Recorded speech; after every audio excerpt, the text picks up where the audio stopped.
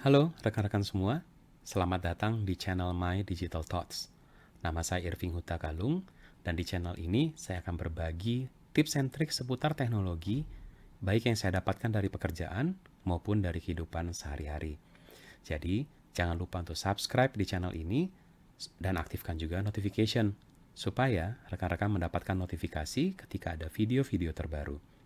Jangan lupa juga berkunjung ke blog saya di irving.web.id untuk mendapatkan update-update terbaru.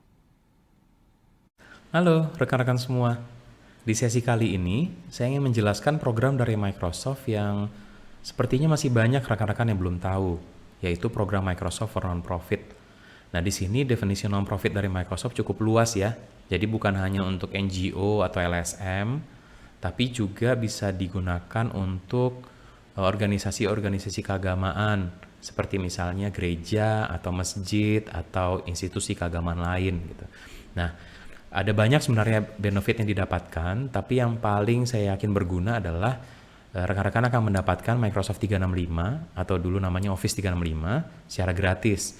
Nah, bagaimana cara daftarnya dan apa saja sebenarnya benefit lain yang didapatkan saya akan jelaskan. Oke. Jadi untuk masuk ke website Microsoft for Nonprofit ini, rekan-rekan bisa masuk ke nonprofit.microsoft.com. Jadi untuk benefit lengkapnya bisa lihat di sana, dan pendaftaran juga masuknya di sana. Apa saja sebenarnya yang didapatkan? Ada banyak, saya hanya jelaskan beberapa aja yang menurut saya penting. Pertama, rekan-rekan akan mendapatkan gratis 10 user Microsoft 365 Business Premium. Ini biasanya harganya $20 per user per bulan. Jadi lumayan ya untuk mengurangi beban organisasi rekan-rekan semua.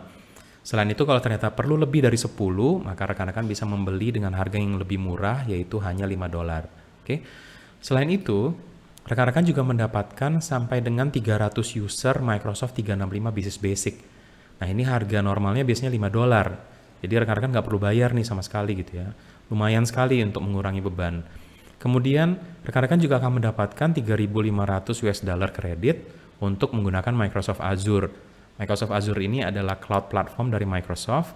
Jadi rekan-rekan bisa gunakan untuk menempatkan website. Jadi nggak perlu lagi bayar co-location atau bayar hosting gitu ya.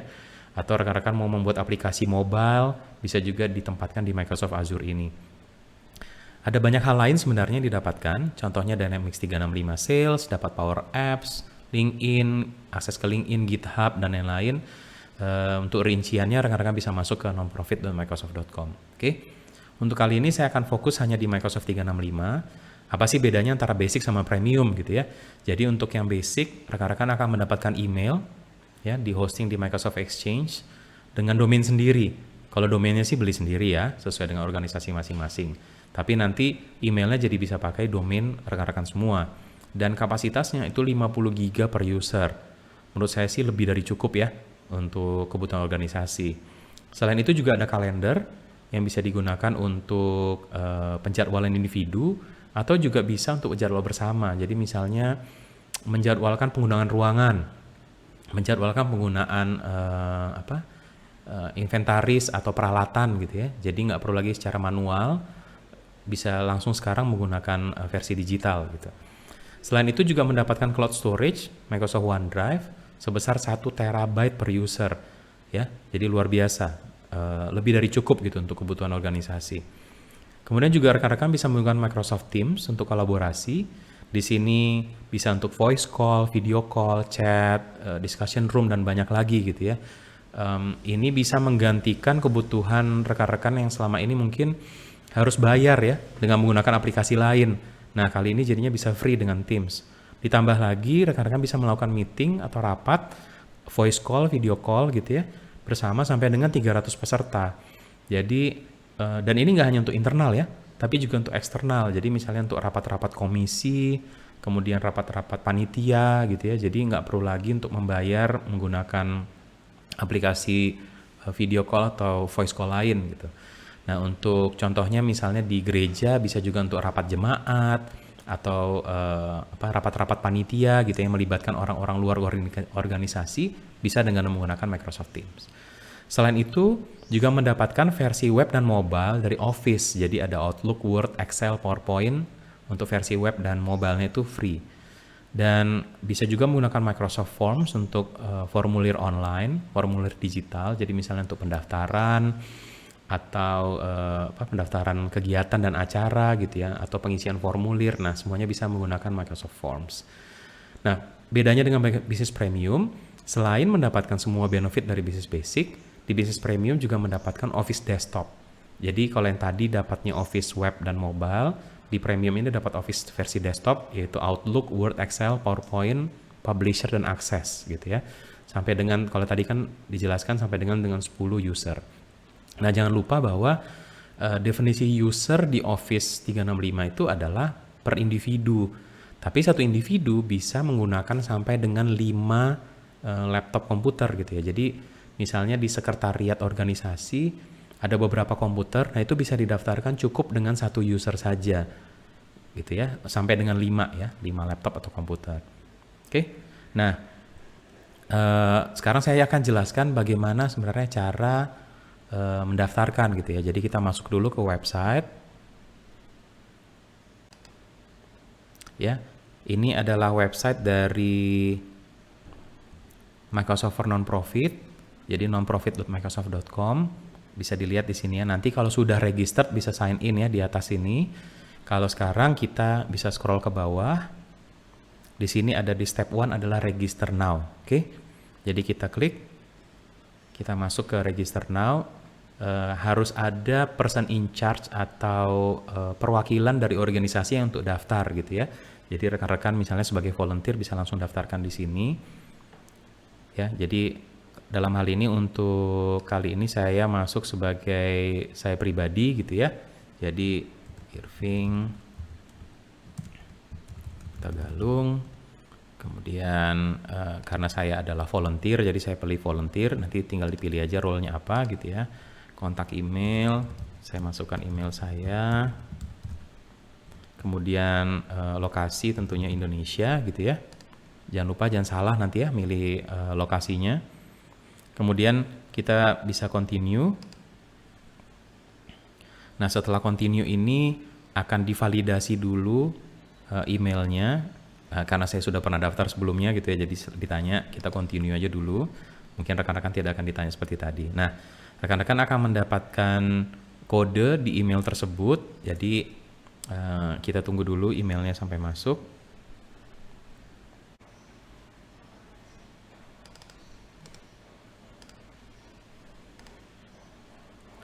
Oke, emailnya udah masuk. Saya akan masukkan kodenya di sini. Saya paste ya. Ini kode yang saya dapatkan. Kita verify.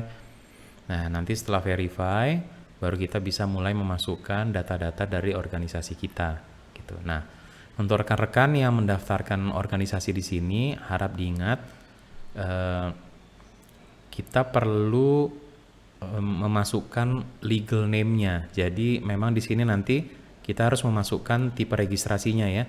Jadi kita bisa tipenya berdasarkan yayasan kita yang sudah terdaftar di Kementerian Hukum dan Hak Asasi Manusia, Kemenkumham, atau jadi di sini harus dimasukkan ya nomor surat keputusannya dan kita upload dokumennya, atau NPWP gitu. Jadi tergantung nih, kalau rekan-rekan yang berbentuk yayasan dan terdaftar yayasannya di Kemenkumham bisa masukkan tadi nomor surat keputusannya, atau kalau yayasannya misalnya tidak terdaftar di Kemenkumham bisa masukkan NPWP, karena kan yayasan juga harus punya NPWP ya gitu ya.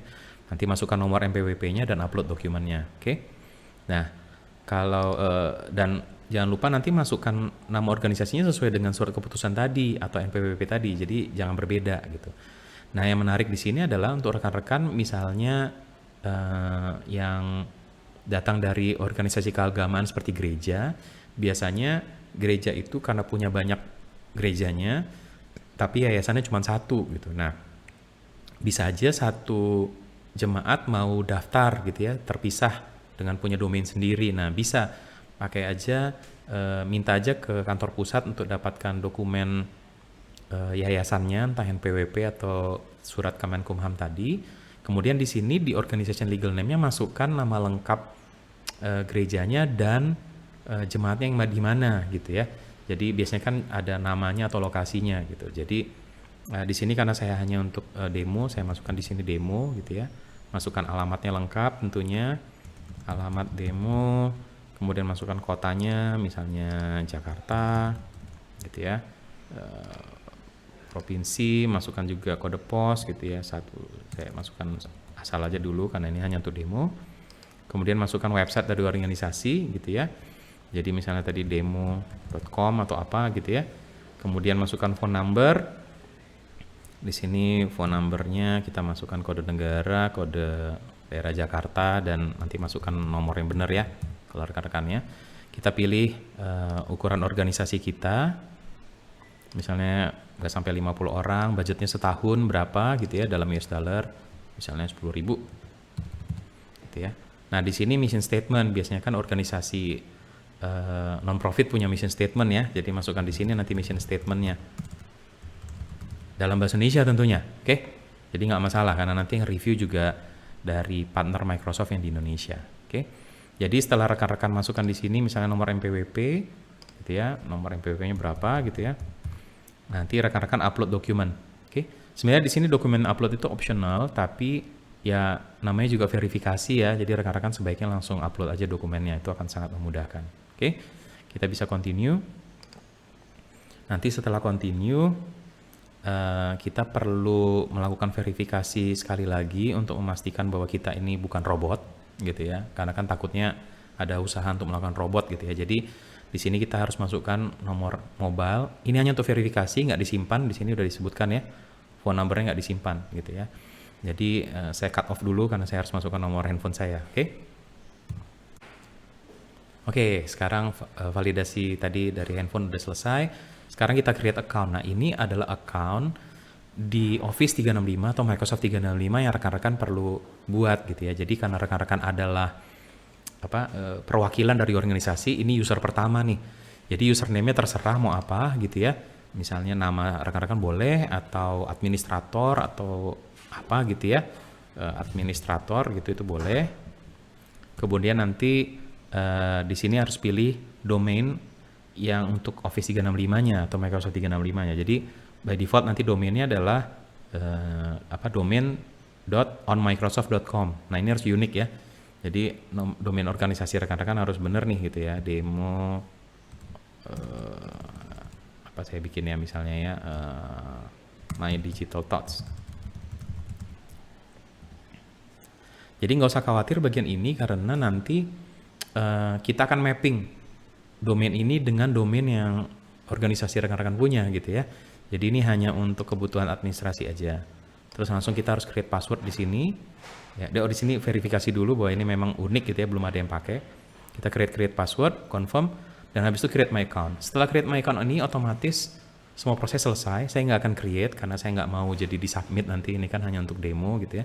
Setelah create account ini, account-nya rekan-rekan akan tercreate dan juga permohonannya tersubmit gitu. Nah, nanti tinggal tunggu by default kalau nggak salah 10 hari kerja gitu ya, tapi rekan-rekan bisa tunggu lah, kadang-kadang bisa lebih dari itu gitu ya. Pengalaman saya terakhir saya apply itu 7 hari kerja udah dapat sih gitu ya. Jadi kita tunggu aja, dan nanti setelah proses itu selesai maka rekan-rekan akan mendapatkan account Office 365 gitu ya, atau Microsoft 365. Nah, untuk Microsoft 365 sendiri saya akan buat sesi terpisah nanti, tips and tricksnya apa saja yang harus di setup, tapi secara umum ini yang dibutuhkan untuk non-profit. Oke, jadi semoga yang saya sampaikan ini membantu untuk rekan-rekan semua. Dan yang harus diingat adalah kalau misalnya nanti rekan-rekan mau ada pertanyaan, jangan ragu, tanya aja di kolom komentar gitu ya, saya akan coba jawab secepat mungkin. Dan kalau misalnya juga ada pertanyaan yang mau saya bahas di sesi-sesi selanjutnya juga silakan. Oke? Terima kasih karena sudah bergabung di channel My Digital Thoughts. Jangan lupa untuk subscribe di channel ini dan aktifkan juga notification supaya rekan-rekan mendapatkan notifikasi ketika ada video-video terbaru. Jangan lupa juga untuk berkunjung ke blog saya di irving.web.id. Terima kasih.